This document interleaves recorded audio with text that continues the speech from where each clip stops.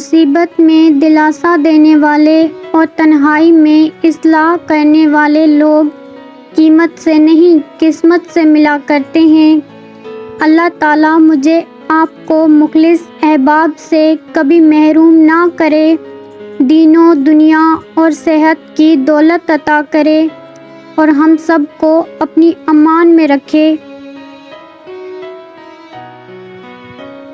ہر عمل کا ایک مکافات عمل ہے اور یہی اللہ کا قانون ہے، اس لیے صبر کرو اور اللہ کا انصاف دیکھو۔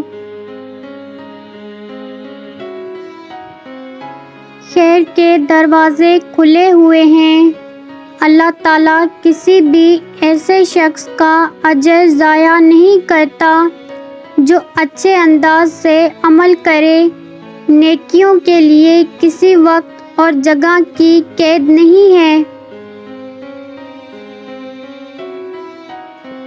خاموشی ہو جایا کرے، سہ جایا کریں، جھک جایا کریں، مان لیا کریں، یہ عاجزی ہے جو اللہ کو بہت پسند ہے۔ بندہ جب بااختیار ہوتے ہوئے خاموش ہو جاتا ہے تو اللہ کی نظر میں معتبر ہو جاتا ہے۔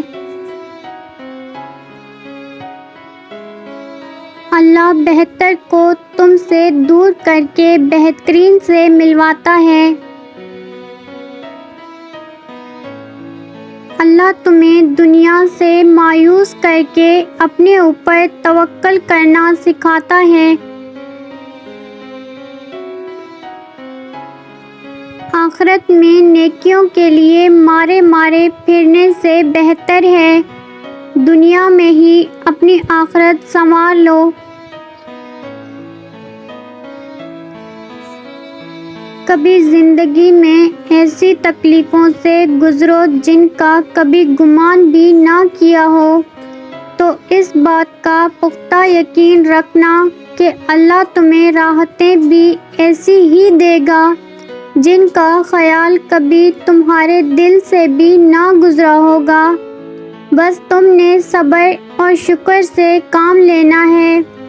ایک وقت ایسا آئے گا کہ تم ان دکھوں اور تکلیفوں کو سوچ کر مسکرا دو گے جن کو لے کر آج ساری رات روتے ہو۔ اور پھر مجھے سمجھ آ گئی کہ زندگی اداسی سے بہت آگے کی چیز ہے۔